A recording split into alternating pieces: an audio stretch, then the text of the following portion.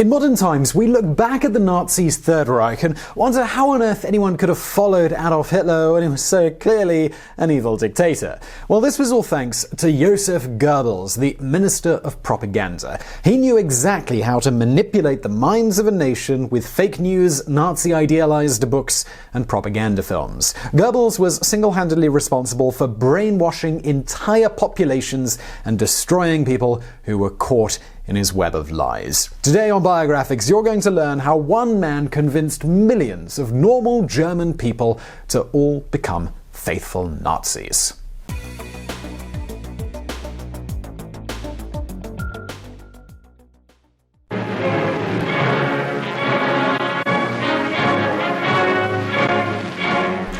Joseph Goebbels was born on October 29, 1897 in a small town outside of Dusseldorf. His father, Fritz, worked in a factory and his mother stayed at home to take care of him and his 4 other siblings. His family never had a lot of money, but they still paid for him to go to a private all-boys Roman Catholic high school. Goebbels was born with a disability where the bone marrow of his feet never developed properly and he had a club foot. His parents paid for him to have an operation in order to correct the issue, but even when both of his feet were pointing in the right direction, he still needed to wear a metal brace on his leg for the rest of his life. This operation stunted his growth and one leg was permanently shorter than the other, causing him to have a limp. He also had chronically inflamed lungs and got sick very often. He grew up to be very angry at the world and he felt that life was unfair. He decided to focus a lot of his time and energy into reading books and getting good grades. This disability prevented him from doing military service during World War I. He was able to earn an academic scholarship and attended the University of Heidelberg. He stayed in school for years and earned a PhD in philosophy in 1921. At this point, he completely rejected the teachings of the Catholic Church. He wrote about his personal ideas of how he thought the world should be and saw himself as a great philosopher and a thinker. Unfortunately for him, though, well, no one else agreed. He was very loud and outspoken and was always trying to get noticed. Even then, he was very anti-Semitic and many of his opinions were so hateful that the articles and books were rejected for publication. He decided to create his own publication for his opinions, but very few people actually cared to read it. By all accounts, he was a failed writer and an incredibly damaged little man. He made a bit of money being a tutor and finally sold a few articles, but other than that, he had little to no money to speak of. All of this motivated him to join the Nazi Party in 1924. At this time, Germany was going through a tremendous financial depression, and the Nazis promised that they would fix the country. With the Nazis, Goebbels, he finally found a home and a group of people who were actually willing to read his hateful work. They thought that he was absolutely great at creating pro-Nazi propaganda. Indeed, it was good enough to convince new members to join the party. His work indeed helped get Adolf Hitler elected. When he rose to power, Hitler appointed Goebbels as the Minister of Propaganda. Since he was unemployed at the time, this very literally changed everything overnight. Suddenly, his life had meaning, and he truly looked up to Adolf Hitler as, well, his best friend, and indeed his savior. Hitler gave Goebbels the task of censoring any media that may conflict with Nazi ideals. He began to give the order of burning books that were written by certain authors. Some of the books that Goebbels destroyed made a lot of sense, like The Socialist Philosophy of Karl Marx. However, some of the choices of banned authors seem to be a bit random, and there's no real logical explanation as to why Goebbels would want to erase them from history. This has led some people to speculate that he wanted to destroy certain authors just out of petty jealousy that they were better writers than he was. This gave him a taste of authority and a taste of control, and he loved it.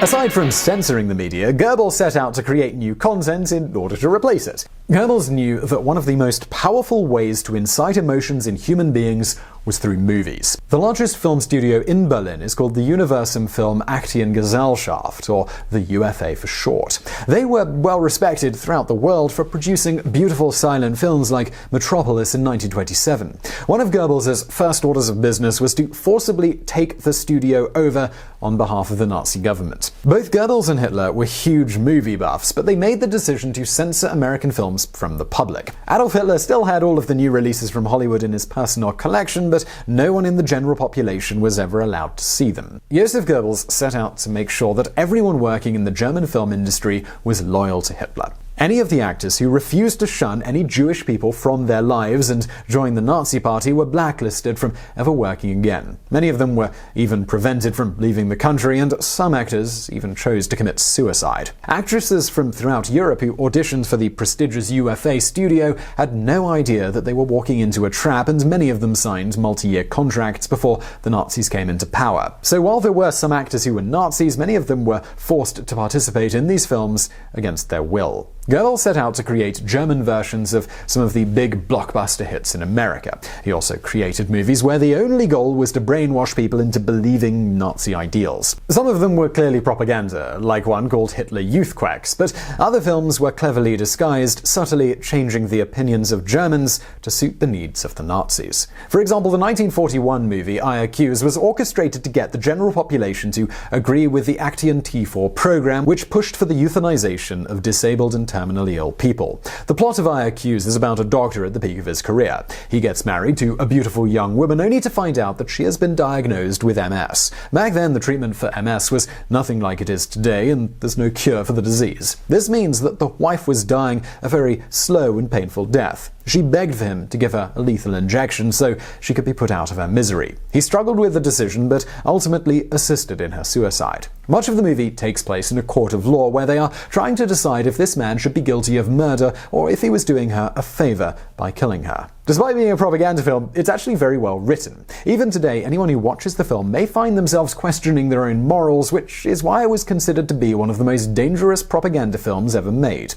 The movie convinced people that assisted suicide was only going to help their friends and family members who were suffering. So the Action T4 program, it was passed. Innocent people were then taken from their homes and killed in the name of a perfect master race. The same kind of brainwashing, it happened over and over again in the movies.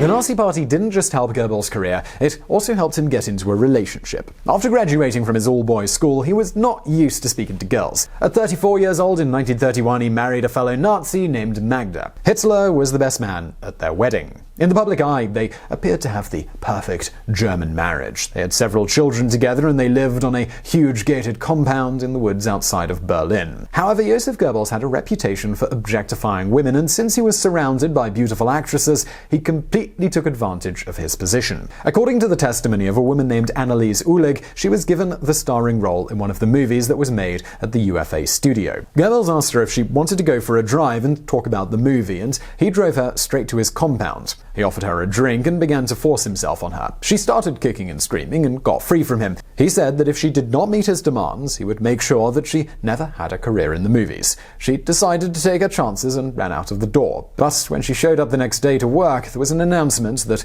the film was cancelled and Uhlig was blacklisted from ever working in Germany again. Joseph Goebbels did this to women on a regular basis, but he did actually fall in love with one woman named Lida Barova. She was one of the few actresses who was truly a faithful Nazi, and she even turned down opportunities to work in Hollywood in favor of moving to Germany. She moved from Prague to Berlin in 1935 and married an actor named Gustav Fröhlich. Fröhlich had divorced his Jewish wife in order to continue his successful acting career. According to Lida Barova, she felt pressured into being in a relationship with Joseph Goebbels because she had heard of all of the stories about him ruining other actors' careers. She knew that if she said no, there was a huge chance that she and her husband would never work again. But she must have been a good actress because he became convinced that they should run away together. Goebbels told his wife Magda about the affair and said that he wanted a divorce. Magda went straight to Adolf Hitler, saying that Lida Barova was seducing him and tried to tear their marriage apart. Goebbels begged for Hitler's permission to get a divorce. He also wanted to move to Japan and give up his position of power. He was willing to give up everything in order to be with Lida. But even as one of the most powerful Nazis in the Third Reich, Joseph Goebbels was still a prisoner to Hitler's power. Hitler refused to let Goebbels quit his job because he was far too valuable to the Nazi cause. The two men got into a screaming match that was witnessed and heard by dozens of people. Hitler urged him to give his relationship with Magda a second chance. He insisted that they give themselves another 3 months of living together to try and repair the relationship. If they could not fix their marriage within those 3 months, then he could get a divorce. Hitler ordered Leda Barova to leave Germany within 24 hours, giving her a one-way ticket to Prague. After this incident, Joseph Goebbels was no longer one of Hitler's favorite men. His wife also hated him, and his lover was gone. He was no longer invited over to dinner at Hitler's place, and they barely even spoke. The other higher-up Nazis, they believed that Goebbels had become weak and that he was going insane. They questioned his loyalty, and he was no longer seen as the powerful man that he once was. If he wanted to be back in good graces with Hitler, he would need to do something extreme.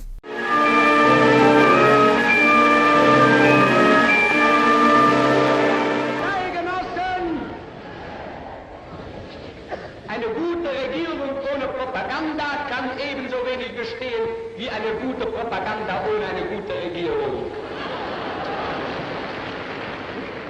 Beide müssen sich einander ergänzen.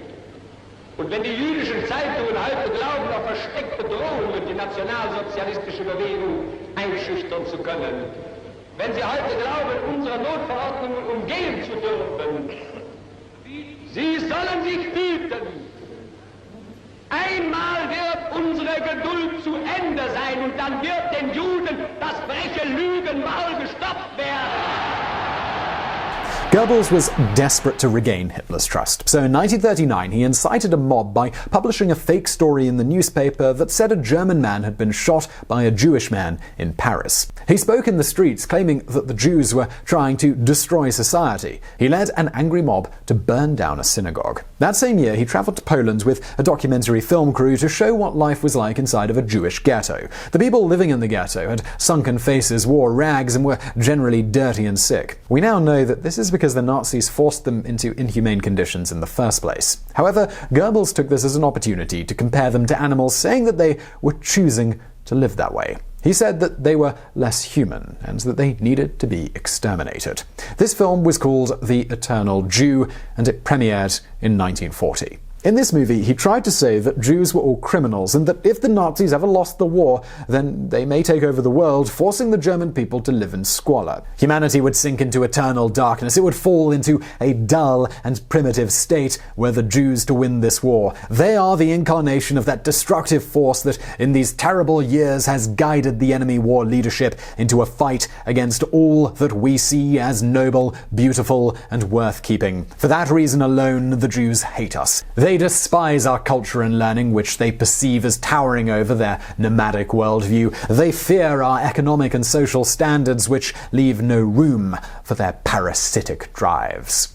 This documentary genuinely frightened the German people, and they felt that concentration camps were absolutely justified. After visiting Auschwitz in person, Joseph Goebbels wrote that the death and torture of these prisoners was so gruesome that he did not even want to write the details in his private journal. He wrote, "It may be barbaric, but they truly deserve it." All of his efforts to incite hate against the Jewish people, they paid off, and Adolf Hitler began to trust Joseph Goebbels once again. Their mutual hate was enough to repair their friendship, but it was at the cost of millions of lives. At this point, Hitler began to trust Joseph Goebbels with more decisions in the government, and he had even more power than he did before. Hitler stopped making so many public appearances and allowed Goebbels to speak on his behalf instead. He even gave him the authority to declare war. In 1941, Goebbels announced over the radio that Germany would be going to war with the Soviet Union. Goebbels did exactly what he did when he filmed The Eternal Jew in Poland. He brought yet another documentary film crew to show Soviet prisoners who were living in the mud, looking half dead. He claimed that this is how Russian people normally lived, and that the Bolshevik party was controlled by Jews who were trying to take over the world. He successfully convinced the German public that by fighting Russia, they were fighting for their freedom. He stood in front of a crowd of thousands of people at a sports stadium in Berlin, saying that there needed to be a total war. This was met with thunderous applause. But as you may already know, Germany's invasion of Russia is what led to their downfall. The Germans could not handle the harsh winters, and the United States had joined the Allied forces. Italy switched over to the Allies as well, and their stronghold in World War II, it was suddenly falling like dominoes.